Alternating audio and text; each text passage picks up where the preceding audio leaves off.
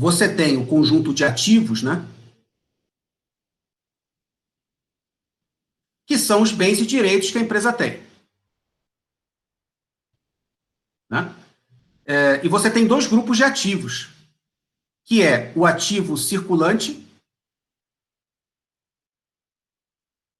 que são bens e direitos de curto prazo, e o ativo não circulante, que são os bens e direitos de longo prazo. Né?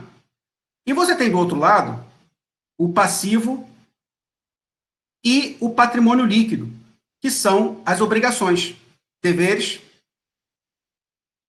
e obrigações. O mais interessante disso aqui é que esse mecanismo foi inventado no século XVI ou XVII. Todo o contador, o aluno de administração, economia, até engenharia, que tem essas matérias de contabilidade, né, aprende o nome de um frei italiano, que é o Luca Pacioli, talvez com 2 Cs, mas eu não tenho certeza. Ele criou um método de partidas dobradas que permite que você contraponha deveres e obrigações com bens e direitos por meio de mecanismos de débito e crédito, porque esses valores aqui, que estão no lado esquerdo ou no lado direito, eles não são duplicados, eles saem de um lugar e vão para o outro. O passivo, eu tinha comentado, que são o passivo circulante, que são os deveres e obrigações de curto prazo. O passivo não circulante, que são os deveres e obrigações de longo prazo. Longo prazo em contabilidade é um ciclo contábil superior a 1 ano. E o patrimônio líquido, que é o dinheiro dos sócios. O dinheiro dos sócios que já está lá, por meio de reservas, ou o dinheiro dos sócios que está lá por meio do capital social que foi aplicado na empresa. Né? Enfim, você tem aqui o ativo circulante, que é caixa, que é estoque, que é contas a receber. Eu vou colocar só a sigla aqui. O contas a receber, que é o que você vendeu e não recebeu. Quando você vende e recebe, o valor da venda vai para o caixa. Quando você vende e não recebeu ainda, não porque o cliente deu calote, mas porque ele está dentro do prazo para te pagar, vai para o contas a receber. E aqui a gente tem também o ativo não circulante, que é menos comum, tá? Que são direitos e obrigações, bens e direitos de longo prazo, ok? Mas esse geralmente tem uma participação. O Léo e o Maurice, né? Eles criaram uma empresa, vamos pensar no nome, vai se chamar Léo Risse, ok? Limitado. E aí, o que vai ter nessa empresa? Primeiro, estão iniciando a operação agora, ok? Então, eles buscaram um empréstimo de 1.000, ok? O Maurice colocou 1.500, o Léo colocou 1.500, ok? E em troca de quê? Né? Eles vão precisar comprar matérias-primas no negócio, no valor de 800. Eles vão comprar computadores, máquinas registradoras, etc., né? No valor de 2.000. De 2.000, que mais? Móveis, no valor de 1.000, tá? 1.200. Ok? No valor de 1.200. Como é que vai ficar o arranjo contábil? Você veja aqui a soma, não sei o que eu fiz aqui, vai ter que ficar assim por enquanto. Aqui. Ok. Vocês veem aqui que a soma desses 3 itens e desses outros itens, nesse caso, está a mesma, né? Aliás, está a mesma sim. Nós temos 1.500 mais 1.500, 3, mais 1.000, 4.000. Ok? Isso daqui é origem. É a grana que você tem para o negócio. E aqui nós temos 1.200 mais 800 dá 2.000, mais 2.000, 4.000 também. E aqui nós temos a aplicação. Não é que eu tenho 8.000 no negócio, eu captei 4.000 por meio de aporte dos sócios e por meio de um empréstimo bancário, ok? E apliquei essa grana em itens que vão compor o patrimônio da empresa, os bens e os direitos da empresa. A empresa ainda não iniciou nenhuma operação. A gente vai fazer alguns exemplos com a operação, quando você vende, né? Como é que isso se articula na contabilidade da empresa, ok? Então, como é que isso vai funcionar? Quando entrou o empréstimo, esse empréstimo vai ser pago em 1 ano. Então, o empréstimo de curto prazo é um item, ele é uma obrigação. Esses itens aqui são obrigações. Preciso pagar de volta. Então, 1 ano, empréstimo.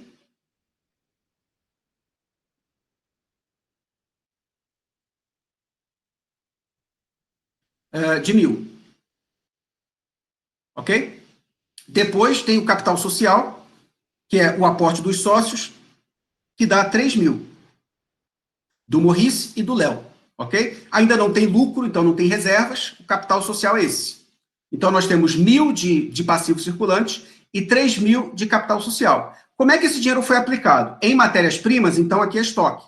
Ele pagou em caixa. Então, não tem aqui a conta fornecedores, que é uma obrigação, que é quando eu estou devendo ainda o fornecedor. Ele não está devendo, ele pagou tudo em caixa. Então, tem o estoque de 800. Ok? E aí, eles têm computadores imóveis, que são itens de longo prazo. Então, são parte do ativo não circulante. São o imobilizado, né? As propriedades da empresa que são utilizadas e empregadas no seu processo de trabalho, no seu processo de produção, que a gente chama de imobilizado. Então, eu tenho um computador aqui, computador de 2.000, e os móveis e utensílios, né, que chamam de 1.200. O total é 4.000 dos ativos que são e devem ser, tem que ser iguais aos passivos e o patrimônio líquido. É assim que funciona, tá?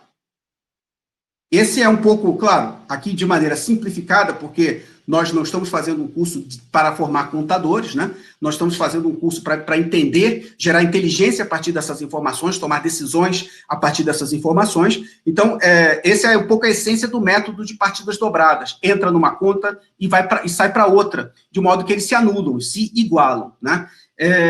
E aí a gente vai ver alguns exemplos, ainda hoje, né, para poder entender como é que a atividade operacional do negócio vai alterando essas composições. Tipo, ele vende, mercadoria sai do estoque, parte da venda volta para o caixa, né, se você recebeu à vista, outra parte da venda que você recebe a prazo vai para o contas a receber, comprei matéria-prima, metade eu paguei, sai do meu caixa, a outra metade eu ainda estou devendo para os fornecedores, vai para o contas a pagar, né, que é um item, uma obrigação, fica aqui no lado do passivo. Tá?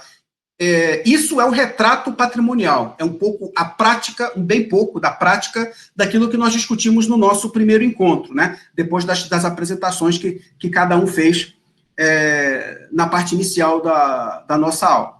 Agora, como é que, a partir disso, se gera riqueza para o negócio? Como é que o valor é gerado? Isso daqui é um retrato estático da situação patrimonial da empresa, né? Agora, como é que ocorre, como é que funciona o processo de geração de riqueza? Isso eu vou discutir agora, mas antes disso, a gente tem que falar um pouco de caixa, né?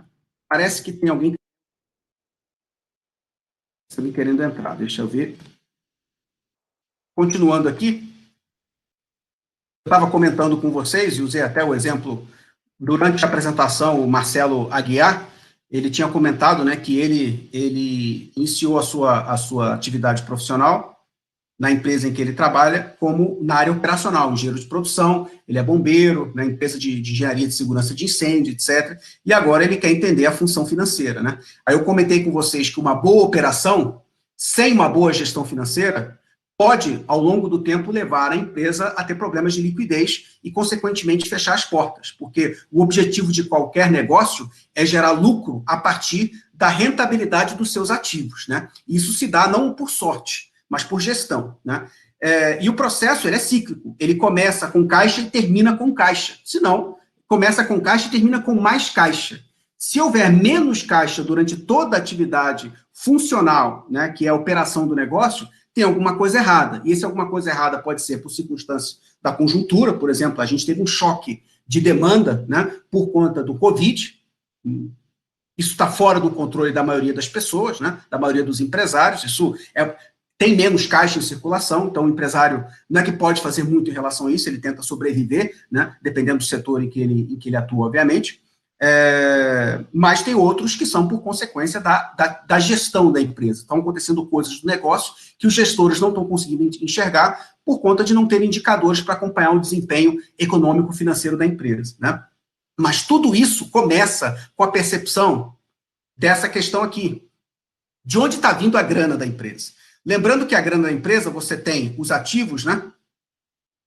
Os ativos e o passivo mais o PL. A grana sempre tem que vir de algum lugar.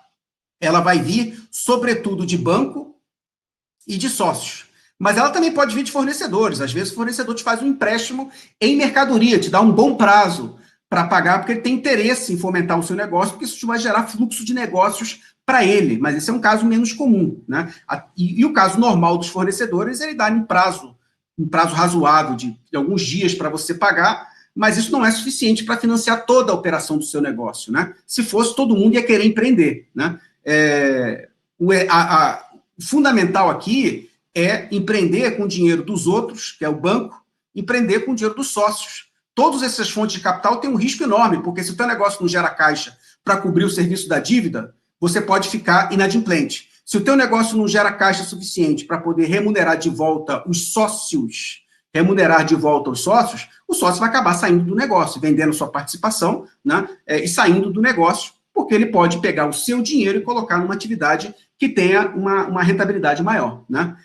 O outro ponto, o ciclo de capital de giro, né, que é o capital que sustenta a operação do negócio no curto prazo. O processo de recebimentos e pagamentos, ele tem eu não sei se a palavra desbalanço existe, mas se ela não existe, o entendimento dela é claro, né? Uma falta de equilíbrio entre o meu contas a pagar e o meu contas a receber. Eu preciso injetar caixa para garantir esse equilíbrio, né?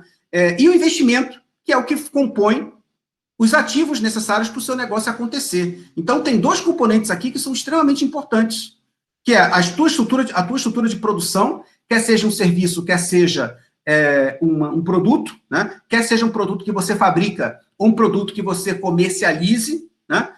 Ou o capital de giro, porque sem ele você não consegue fazer o teu negócio funcionar. Se você investe só, vou dar um exemplo muito prático. Há muitos anos atrás, eu trabalhava lá em Rio das Ostras, inclusive tem um colega de vocês, que é o Arturo, que está aí, né? Já vi que ele está presente, foi meu aluno, né, na universidade onde eu dava aula lá em Rio das Ostras, a Universidade Federal Fluminense, e eu decidi visitar uma parente da minha mãe que eu não via há muitos anos, que eu não via desde criança, e ela se mudou do Rio, né, para uma cidade próxima ali de Rio das Ostras, que se chama Casimiro de Abreu, né, uma cidadezinha bem pequena, e eu fui lá visitá-la, muita alegria, etc., lembrando, né, das coisas da família. E aí ela perguntou o que eu estava fazendo, né? E eu expliquei, ela falou assim, então você podia me ajudar, porque eu quero abrir um restaurante aqui na cidade, né? Tem muitos viajantes, porque era a época do ciclo do petróleo, das commodities altíssimas, isso era 2011, 2012, né? Então, assim, muita gente parava ali, viajantes, né, para dormir, né? Buscando hospedagem. Então, estava abrindo muita pousada, porque não era muito longe de Macaé, que era o grande polo do petróleo, né, fluminense, aliás, do Brasil, e as pessoas estavam buscando hospedagem ali. Ela queria abrir um restaurante para atender esse fluxo de pessoas que aumentou de uma hora para outra na cidade. E aí fomos fazer uma conta, né, de que ela ia precisar, ela sabia dos preços de algumas coisas que ela já tinha visto. Aí eu falei, olha só, você sabe quanto tempo que você vai levar? Porque eu falei para ela, não tenho ideia disso, porque eu não conheço o negócio. Quanto tempo você vai levar para essas mesas preencherem? E você tem alguma ideia de quanto que essa mesa gira num dia, né, para você ter uma ideia de como é que você vai ganhar dinheiro? Porque se você colocar muita mesa, as pessoas vão demorar a chegar, né? É um investimento grande que você vai ter que fazer ali, estrutura que vai estar parada, eventualmente vai ter que colocar ar-condicionado, dependendo do público que você quer, maior espaço, maior necessidade de refrigeração, né? Aumenta o teu investimento. E outra coisa, não vai chegar, se você colocar 20 mesas, não espere que essas 20 mesas vão estar todas preenchidas todo dia, você vai demorar. Então, você tem que colocar aqui, junto desse investimento, né, junto do investimento que está aqui com os ativos, mais ou menos, ó, que é o imobilizado, as mesas, né, móveis e utensílios, né, os itens de cozinha, geladeira, tudo mais ali, os estoques de mercadorias, sobretudo mercadorias perecíveis, porque é um restaurante, tem que ter aqui, ó, um caixa. Esse caixa tem que ser suficiente para cobrir, durante alguns meses, a atividade funcional do restaurante, enquanto aquelas mesas todas não são preenchidas, porque ela incorre custo fixo para manter essa estrutura, né? E esse caixa vai vir de onde? Enquanto ele não está vindo do cliente, porque ainda não vem quantidade suficiente para poder suprir ali, cobrir os custos da empresa. Ela olhou para mim, mas o que é isso? Eu falei, isso é capital de giro, isso quebra a maioria dos negócios no Brasil, sobretudo os pequenos, porque ele é difícil de mencionar, não tem resposta no final do livro para quanto tempo vai levar para você conseguir sobreviver sem receita suficiente, porque você tem custos. Então eu falei, olha, eu recomendo você reduzir bastante os seus custos e conforme o cliente vem, você vai gerando caixa e aí sim você toma as suas decisões de ampliar, de melhorar aqui e ali, etc. Né? Então, assim, isso quebra as empresas. E entender esse ciclo é fundamental para entender como que o seu negócio funciona, né? E como que você financia o seu funcionamento, que é justamente o papel do capital de giro. Em inglês, capital de giro se chama working capital. Para quem não está familiarizado com a língua inglesa, work quer dizer trabalho, né? Capital é a mesma palavra, é o capital que faz o seu negócio trabalhar, que garante o seu funcionamento, né? Que é justamente a dinâmica de pagar e receber o tempo todo, né? A distância dos tempos de pagar e receber. E tudo isso daqui diz respeito, tanto o investimento quanto o capital de giro, eles consomem caixa. Caixa tem que vir de algum lugar. E como que funciona isso, né? Vamos olhar esse quadro. Vamos tentar entender essa estrutura. Vamos entender essa estrutura. O difícil aqui é você, quando você olha um gráfico, né, que tem dois eixos, deixa eu colocar o fone. Quando você olha um gráfico que tem dois eixos, né, você primeiro passa a entender o que está nesse eixo e depois entender o que vem nesse eixo. Geralmente o que está no eixo do eixo Y, né, é um valor que depende do eixo X, como, por exemplo, vendas por ano, e assim por diante. Então, você tem uma ideia de como que a coisa começa, né? Aqui é um ciclo, e fica difícil você tentar entender onde que se inicia, né? Na verdade, só tem um início quando a empresa começa, porque quando a empresa está em funcionamento, isso é um ciclo, né? Então, vamos pensar aqui.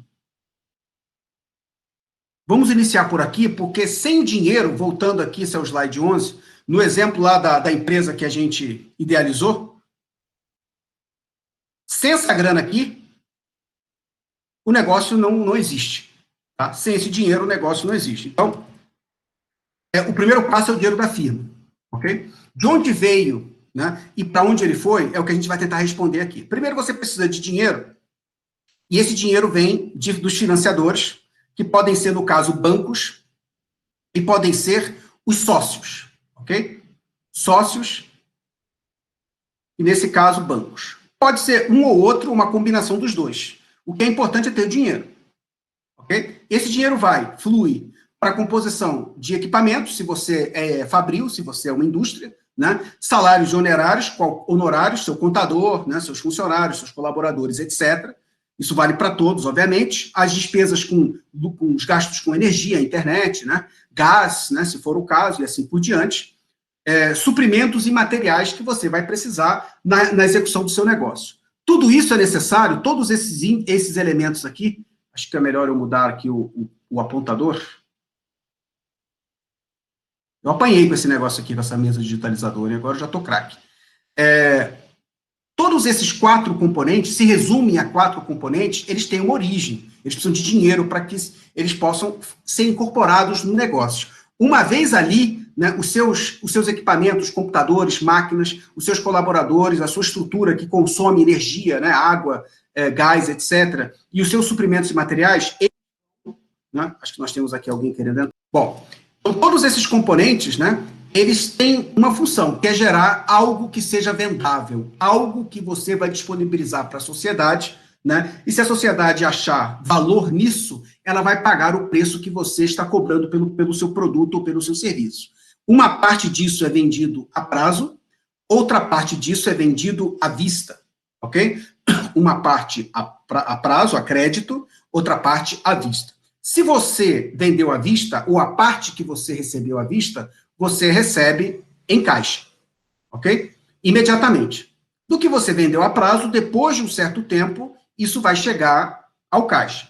Uma parte daquilo que você vendeu a prazo sai como perdas que você tem que dar baixa, porque você não recebeu. O famoso calote, né? Clientes que por algum motivo não te pagaram.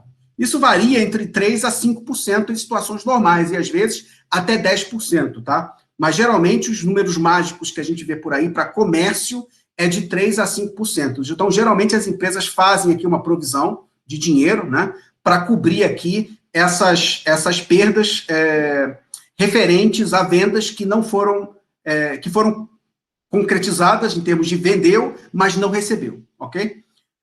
Mas isso é uma estratégia gerencial de quanto que ela vai provisionar, porque esse caixa aqui, olha, essa venda que você fez, ela teve custos, né? Esses custos precisam ser supridos, né? E eles são supridos com o caixa que vem, o caixa que é gerado por meio de toda essa estrutura produtiva que você tem, ok? Se parte desse caixa é comprometido com perdas por devedores que não pagaram, né? Clientes que deviam e não pagaram, você tem que ter uma reserva, porque você pode vir posteriormente a ter problemas de liquidez. Por quê? Bom, vamos lá. Aí você chegou ao caixa, né? Esse caixa significa dinheiro que você recebeu. Você pode também ter outras receitas, né? Por outras atividades que você tenha no seu negócio. E geralmente essas outras receitas estão aqui separadas porque elas não vêm dessa estrutura produtiva aqui. Você tem uma empresa de transporte e você vendeu um caminhão, né? Que não usa mais. Você tem um restaurante e você vendeu uma geladeira que não te serve mais, ficou pequena, né? Você comprou outra aqui, né? Equipamentos, mas aí você vendeu a que você tinha lá. Então, são outras receitas não corriqueiras, que a gente chama em finanças de receitas não operacionais, ok? Bom, tudo isso indica dinheiro que recebeu. Esse dinheiro, parte dele, você vai pagar todos aqueles que contribuíram, né? Para o seu negócio, né? Que são esses caras todos aqui, né? Os seus fornecedores, os seus empregados, né? E os custos, né, relacionados à manutenção dessas estruturas aqui, né? Você vai cobrir as despesas geradas pelo uso de todos esses recursos, ok? Despesas geradas pelo uso de todos esses recursos aqui que você empregou na execução do seu serviço. E você faz isso por meio do caixa que deriva do seu processo de vendas, né? De vendas daquilo que é essencial para o seu negócio e de vendas daquilo que não é essencial. O importante é ter a grana aqui. A outra parte do caixa vai para a viúva, né? O sócio que não trabalha, que é o governo, né? Por meio de impostos e tarifas, né? A outra parte aqui vai pagar os seus financiadores, que eles te dão dinheiro em troca de alguma coisa, eles te dão dinheiro e esperam que você monte toda essa estrutura para gerar caixa, para poder gerar juros, para poder remunerá-los, tá? Outra parte vai para amortizar. Aqui são duas partes da mesma coisa, tá? Amortização de dívida e juros para credores. Porque quando você paga, deixa eu fazer um pequeno adendo aqui, que isso gerou uma pergunta na outra aula. Fiquem à vontade para. Deixa eu ver se vocês ainda estão aí a propósito. A princípio, sim. Estão até sorrindo, né? Sorrir em aula de finanças é difícil, hein? Mas estão aí. Ok. Então, surgiu uma pergunta na outra aula e eu vou me antecipar aqui para responder a diferença de juros para amortização de dívida, tá? Eu compartilhei toda a minha tela, então vocês devem estar vendo aqui a planilha. Se não estiverem vendo a planilha, se apenas não estiverem vendo, me sinalizem, por favor.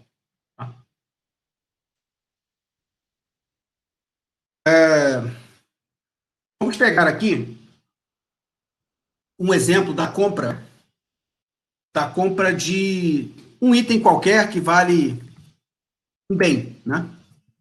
Um bem que vale 150 mil, ok? Você vai pagar esse bem em 5 anos.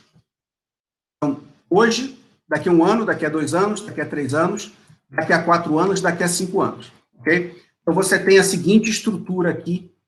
Isso é uma revisãozinha de matemática financeira. Você tem o saldo da dívida, que a gente chama de saldo devedor, que é quanto que eu estou devendo ao final daquele período. Tipo, ao final de hoje, eu estou devendo quanto? Ao final do primeiro ano, quanto que eu devo? Ao final do quarto ano, quanto que eu devo? Ao final do quinto ano, quanto que eu devo? A parte da dívida que eu estou amortizando, o que é amortizar a dívida? É que a dívida ela tem 2 componentes, né? Uma dívida tem 2 componentes. E você paga por meio da prestação. E a prestação ela é a soma de 2 coisas. A amortização mais os juros. A amortização é a parte da dívida, do principal da dívida, né? Que está sendo paga.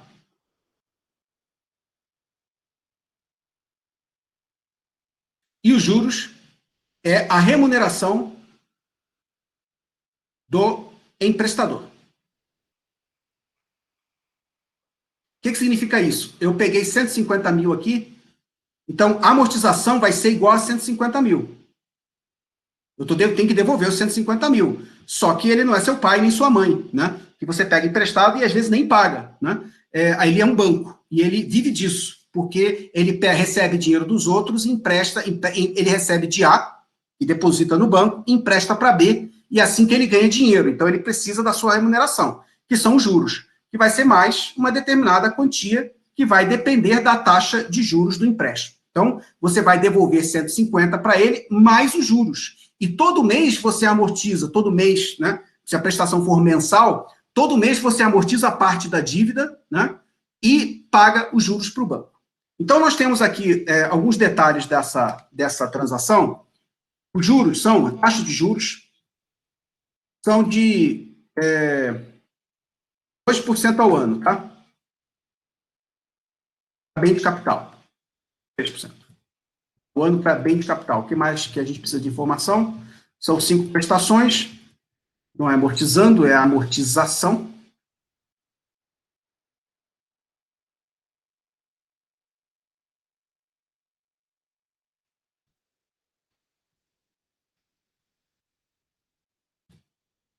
Amortização, juros e a prestação. Okay? Bom, o Excel tem um recurso que se chama, é uma função, que permite que eu calcule o valor da prestação. Vamos supor que as prestações sejam fixas, tá? Prestação. O meu Excel ele está em inglês, né? Acho que tem alguém tentando entrar aqui, deixa eu dar uma olhada. O Excel tem uma função que se chama PGTO, tá?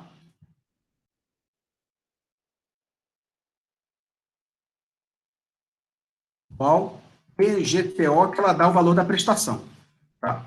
E aqui, o meu inglês é PMT, que é Payment, pagamento em inglês. E aí o que ele pede é a taxa de juros, que é 3% ao ano, ele pede o número de períodos, que são 5 anos, tá? E ele pede o valor da dívida, que são 150 mil, tá? Isso é só para responder, para tirar de vocês a dúvida ali sobre o que é amortização e juros. Acho que alguém vai fazer alguma pergunta. Professor, tudo bem? Tudo bem, quem está falando? É o Noel. Oi, Noel, eu não estou vendo aqui eu só estou vendo a tela aqui que eu estou apresentando, não estou vendo a janela de vocês. Pode falar. Só tirar uma dúvida do Excel, essa função que você falou, ela, quando tem carência, tem como colocar? Quando tem carência e a prestação é fixa? Isso. Tem. É só que você vai ter que... vamos supor que a carência fosse de 2 anos, você tem que entender se na carência ele não vai pagar nada ou se ele só vai pagar os juros. Tá? Depende. Mas na fórmula do Excel não tem nesse PGTO? Não tem como... Não. Você vai ter que ajustar. Ah, entendi. Só que aí, o que acontece, você colocaria a fórmula para o período que falta, né? Uhum. Mas você, na fórmula em si, você não consegue fazer o ajuste. O que você ajusta é o valor do bem aqui após a carência. Certo, entendi. Porque pode ser que esse valor aumente, né? Porque o banco vai estar esperando para receber isso, não sai de graça, tá? Entendi, obrigado. Imagina, mas eu não respondi a sua pergunta integralmente. Eu teria que mostrar para você. Isso leva um tempinho. Se você tentar fazer e não conseguir, você me fala que eu mando para você um exemplo, tá? Que eu tenho vários aqui. Só que é longo, tá? Tudo E eu bem. posso te mandar, beleza? Bom, uma boa pergunta. Então aqui eu tenho são 5 prestações de R$ 32.753,19, tá? Isso é o que ele vai pagar de prestação todo ano, tá? Todo ano. Eu coloquei aqui o que eu fiz? Eu coloquei igual o valor da fórmula aqui e apertei F4 para ele fixar a célula, né? Para quem não está familiarizado com Excel. E aí eu vou trazer a fórmula para baixo, são 5 prestações, ele vai fazer esses cinco pagamentos, tá? De 32.753. Vocês estão vendo, aqui embaixo, nesse cantinho inferior direito, ele coloca o valor total. Ele está pagando R$ 163.000, quase R$ 164.000, por causa dos juros, né? Então, vamos lá. Como é que funciona agora isso? A prestação, como eu coloco nessa fórmula, ela é igual à amortização mais os juros. Tá? Amortização mais os juros. Ok? Então, eu tenho aqui saldo devedor. Antes de chegar nele, vamos colocar aqui a fórmula primeiro. Os juros que ele paga, né, são de 3% ao ano. E os juros, eles sempre se aplicam ao saldo devedor do período imediatamente anterior. Então, é 3% do que eu estou devendo quando eu contrair a dívida. No caso, não está nada, porque eu tenho que colocar o valor aqui, né? 150 mil. Então, ele está pagando dos 32.700 um valor relativamente baixo. Dos 32.753, ele está pagando 4.500 de juros. Tá? Logo, se a prestação é a soma da amortização mais os juros, a amortização vai ser igual à prestação menos os juros. Tá? Porque a soma desses dois aqui tem que ser igual à prestação. Então, da prestação de 32.753, ele está amortizando dos 150 mil, ele está amortizando 28.253, ok? Dos 150 mil, e está pagando 4.500 de juros para o banco. Terminou o primeiro ano e ele pagou a prestação, quanto que ele está devendo? A tentação de quem não está familiarizado com esses conceitos aqui de matemática financeira é achar, não, ele está devendo isso aqui, ele está devendo 150 mil, menos a prestação. Eu paguei 32.753, então eu estou devendo só 117 mil. Não. Você não conta no seu saldo devedor os juros, porque isso é uma remuneração para o banco. O que você conta no que falta para pagar a dívida é a parcela dela que você já amortizou. Então, é a amortização e não a prestação que você conta para compor o seu saldo devedor. Logo, ao invés de estar devendo 117 mil, como você imaginou achar, você está devendo 121 mil, tá? Porque você só considera a amortização, que é a parte daquilo que você deve. Os 4.500 é só a remuneração do banco.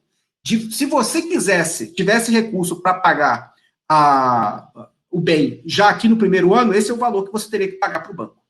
Ok? Bom, aí continuando aqui, vai ficar a mesma coisa, né? Mesmo processo até chegar lá embaixo. Opa, acho que faltou travar alguma coisa aqui, deixa eu ver.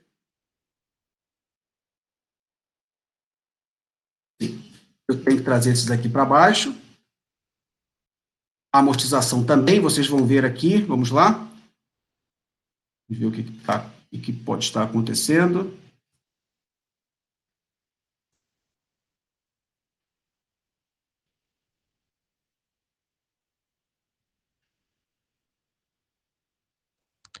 Acho que é os juros, não é? Que você não Os juros, travou? isso, eu tenho que descer os juros, isso aí. Não, você tem que travar no 3%, não é? Exatamente. É isso aí, tem que travar os 3%. O que ele disse? Quem foi que falou? É o Fred. Fred, o que o Fred colocou? Tem que travar aqui os juros de 3%, porque se eu não travar os juros e descer aqui como eu fiz embaixo, ele vai achar que o juro está aqui embaixo. Ele faz referência relativa, né? Então, tem que travar os juros de 3%, F4, agora vai funcionar.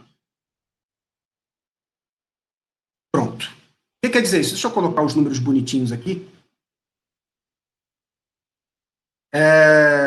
Bom, zero meu saldo devedor, porque ao final do quinto ano eu amortizei toda a dívida.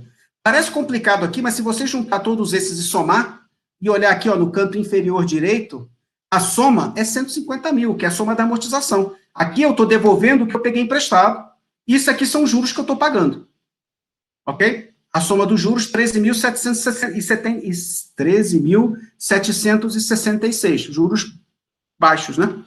Obviamente um pouco fictícios. Mas então acho que está isso, um pouco a taxa de juros para financiamento de bens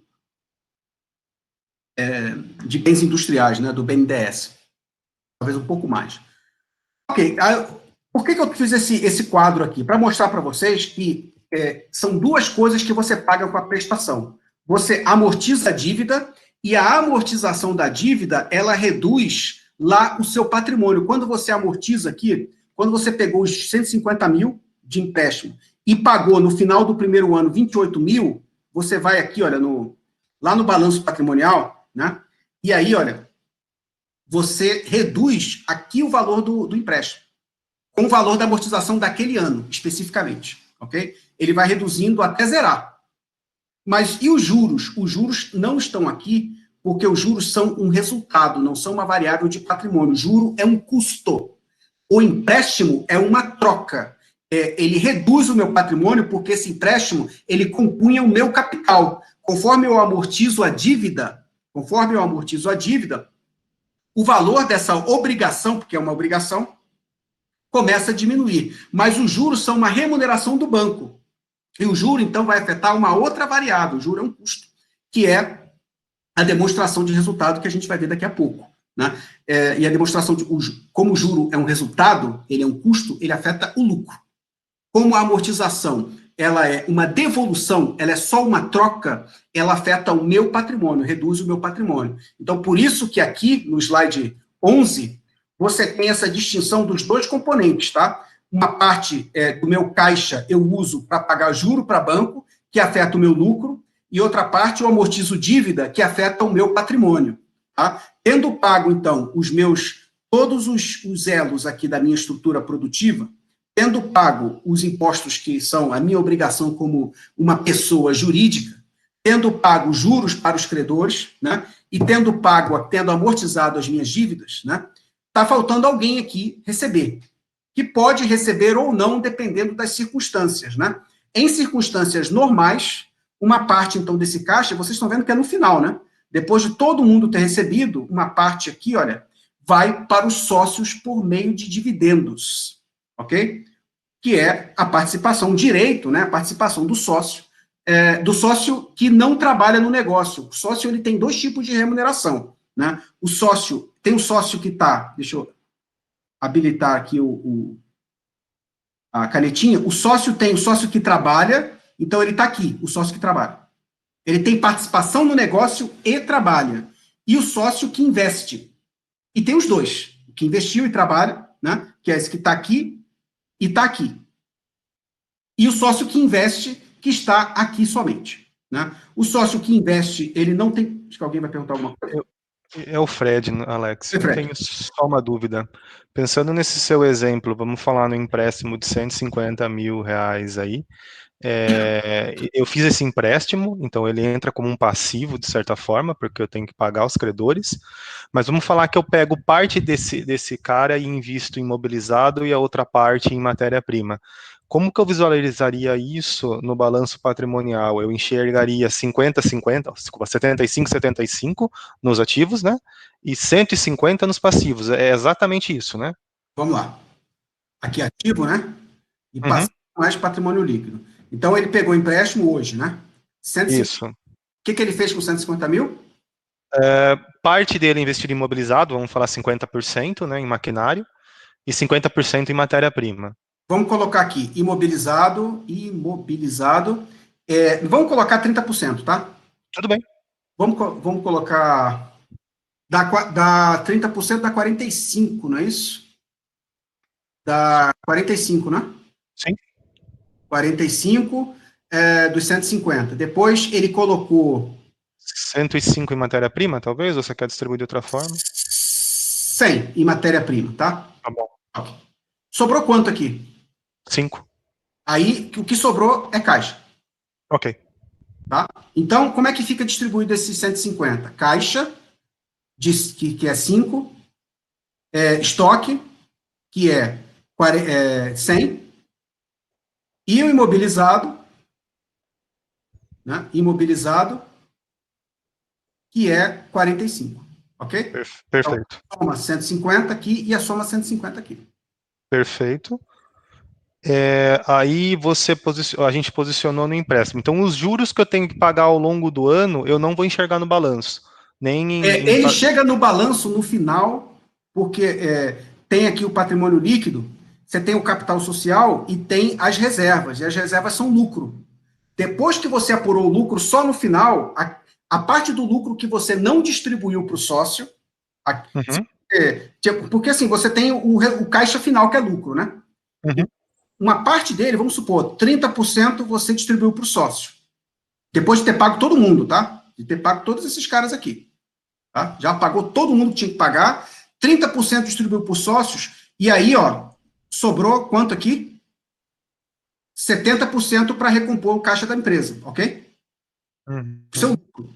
Então, o que que acontece? Como é que entra esse 70% de caixa? Que eles voltam para cá, né? Esse 70% de caixa vai voltar para cá. Enquanto você não usar, ele vai lá para o caixa. Só que, se ele entra aqui de alguma maneira, ele vai ter que ter uma contrapartida aqui.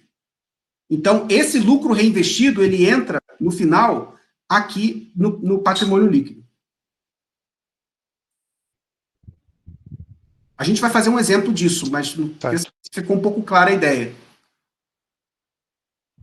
Confuso, né? Não, ficou assim, de alguma forma, não é confuso. É que você tem que parar para pensar um pouco no demonstrativo de resultados e você tirando do lucro essa parte que você paga de empréstimo, de juros. Eu não... E aí isso retorna. É subentendido, né? Eu não entrei lá ainda porque eu não falei ainda da DRE, né? Mas como você está familiarizado, o processo é esse. Eu vou detalhar isso daqui a pouco quando a gente ver, quando nós formos ver a DRE, tá? Mas assim, a empresa gera o lucro, né? Uma parte desse lucro no final, que não aparece aqui, né? Porque aqui é o ciclo do caixa, né? Aparece aqui quando ele volta o dinheiro para a firma, né? Mas esse lucro, a empresa no final vai tomar uma decisão com ele. Parte vai distribuir para os sócios, outra parte volta para o negócio, para poder garantir o seu ciclo, né? É o que você chama de reserva de lucro, Alex? Isso, ele entra nas reservas. Tá? Ele entra nas reservas da empresa, mas só depois que você teve o lucro. E se você tiver prejuízo, ele deduz também das reservas, diminui a tua reserva. Ele reduz seu patrimônio. Prejuízos seguidos reduzem o patrimônio da empresa. Tá? Pode falar. Deixa eu ver. Não, tá perfeito. Obrigado, eu entendi. Tá, de qualquer maneira, a gente vai detalhar isso bem, porque a gente precisa dessas informações, mas antes eu preciso detalhar um pouco mais a DRE, tá? Mas são considerações importantes essas que vocês estão fazendo, tá? Então, assim... Professor. Oi, pode falar. Essa parte dos 70% e 30%, eu não entendi bem. Quem que tá falando? É o César. César, então vamos lá.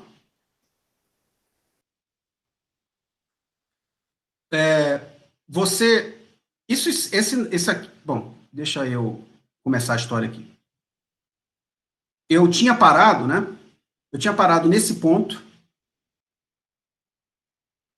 da amortização e dos juros, né? Então você gerou caixa com as vendas, pagou os seus custos, você pagou as suas despesas com o governo, pagou a remuneração do banco, né? E devolveu o dinheiro que você pegou emprestado ao banco. Está faltando, antes de você voltar dinheiro para o seu negócio, por meio do seu lucro, do caixa que foi líquido gerado pela operação do seu negócio, está faltando remunerar um dos principais elos ali na tua estrutura, que é o sócio, né? Então, com aquele caixa, uma parte você paga dividendos, geralmente você pode dar todo o lucro como dividendos, mas isso não é recomendado, né?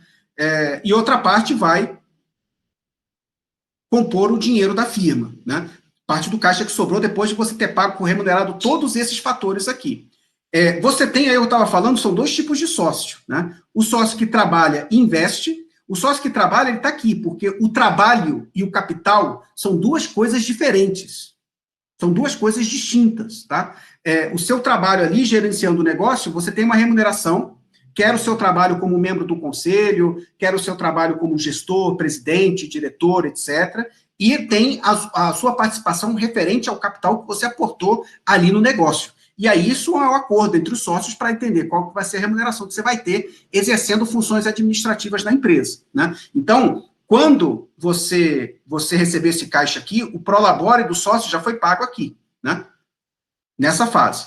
Agora, a participação dele no lucro é uma decisão que é tomada pelo conselho referente a quantos por cento do lucro que a empresa vai distribuir como dividendos ao final daquele período, daquele ciclo contábil, né? Que são as retiradas dos sócios pela participação que eles têm no negócio. Esse valor pode variar em função de vários aspectos, tá? Na lei das SAs, das sociedades anônimas, das empresas que são SAs, né, 25% no mínimo dos lucros que têm que ser distribuídos como dividendos. Mas, se a empresa tiver uma trajetória de crescimento, tiver consolidando um plano de negócios, isso pode ser até diminuído, porque quanto menos vem para cá, mais vem para cá.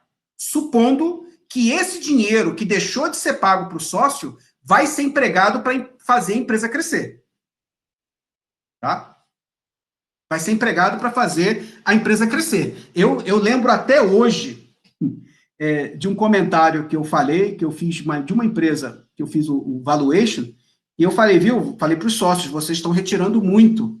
E aí o sócio falou, olha, a empresa não cresce, quer dizer, cresce o normal. Se eu deixar dinheiro sobrando, o diretor financeiro inventa meios de gastar, né? Porque o dinheiro está lá, né? Não estou falando de nada ilegal, estou falando do recurso está lá e ele vai usando os recursos ali para atender necessidades da empresa, mas são necessidades que não necessariamente vão fazer a empresa crescer. Então, para mexer nisso daqui, porque isso aqui é SA, né? Você tem a lei das SAs que garante o percentual mínimo, só que o conselho pode decidir. Nas empresas familiares, né, que são limitadas, é o conselho que arbitra, né? E geralmente o conselho é composto e dominado pelos sócios, né? Mas os sócios não vão cortar retirar órgãos do próprio corpo, que sabem que eles são vitais. A mesma coisa são os recursos da empresa. Os sócios também entendem que tem que ter um mínimo de capital necessário para poder financiar o giro do negócio, e não tem dinheiro melhor, e tem uma pessoa chamada Warren Buffett, que é um dos investidores mais bem-sucedidos do mundo. Eu, quando estava na faculdade, olha que tem 20 anos que eu me formei, 21, 22 por aí que eu me formei, esse homem já era idoso. Ele já falava com dificuldade de respirar, né? E agora, então, ele está com 90 e poucos anos, mas continua ativo, né? E ele diz, olha, eu invisto em empresas que não dão dividendos, que não distribuem dividendos ou que reinvestem a maior parte do seu lucro, porque esse daqui é o dinheiro mais barato que a empresa pode ter, o dinheiro que vem do seu próprio caixa, ok? O dinheiro que vem da sua própria operação. Então, quando chega o momento aqui, né? Quando a empresa chega esse momento aqui, de decidir quanto que ela vai distribuir para os sócios, porque o que não for distribuído para o sócio, volta para o negócio como dinheiro da firma. E é o dinheiro necessário para fazer a empresa crescer. Mas, para fazer a empresa crescer, supondo que ela tem um plano, um projeto para crescer. Porque, senão, o sócio, ele tem direito, é o capital dele, né? Ele tem que receber a parte dele, já que a empresa não está crescendo. A empresa está numa trajetória, num platô. Não vê nenhuma possibilidade de novo investimento, né? Bom, aí ele retira. Só que tem que tomar cuidado para não retirar dinheiro que seja necessário para poder garantir, pelo menos, o ciclo da operação do negócio, que é o capital de giro, né? Então, assim, esse valor das retiradas, eu estou vendo aqui, empresas como limitadas, eu vejo que os sócios tiram entre 30% a 60%, tá, do lucro. 30% a 60% do lucro. Eu fiz uma avaliação de uma rede de supermercados, cujo fundador se foi, e aí os filhos estavam querendo vender.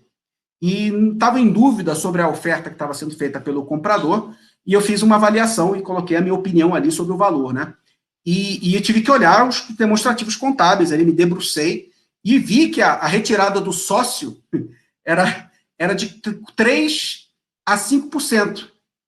Retiradas baixíssimas do sócio, que era o fundador das redes, e ele tomava conta ali, participava do dia a dia, atendia clientes e tal, às vezes os filhos contavam que às vezes ele ficava até no caixa ali, né, ficava todo dia participando do negócio, olhava a expedição, olhava todo o negócio, né, ele ficou 40 anos tomando conta foram 5 redes, 5 supermercados, né, e ele tirava muito pouco, eu achei estranho, aí eu fui olhar lá, ele compensava que a baixa retirada com um prolabore de 60 mil, que ele tirava todo mês, né? Mais ou menos para ele. Então, assim, são 2 pesos e 2 medidas, tá? Mas, pelo visto, o supermercado era bem administrado, eles tinham bastante caixa, né? Tipo, o cara se foi e deixou o supermercado lá com sobra de quase 200 mil reais de caixa, porque ele não comprava bem pouco fiado, aquele empresário com outra mentalidade, né? Pouca dívida, não pegava nada, quase nada fiado, negociava preço nos mínimos centavos com os fornecedores e atendia uma determinada parcela, determinado tipo de cliente, que era o cliente D e E, das classes chamadas D e E, né, pelo IBGE. Enfim, então tudo isso é muito relativo. Então você talvez tenha tido dúvida sobre eu colocar aqui 30 e 70, né, porque esses valores não tem uma resposta, né, são números mágicos que a gente chama. A decisão de retirada de dividendo ela é do sócio, né? Ou dos sócios, né?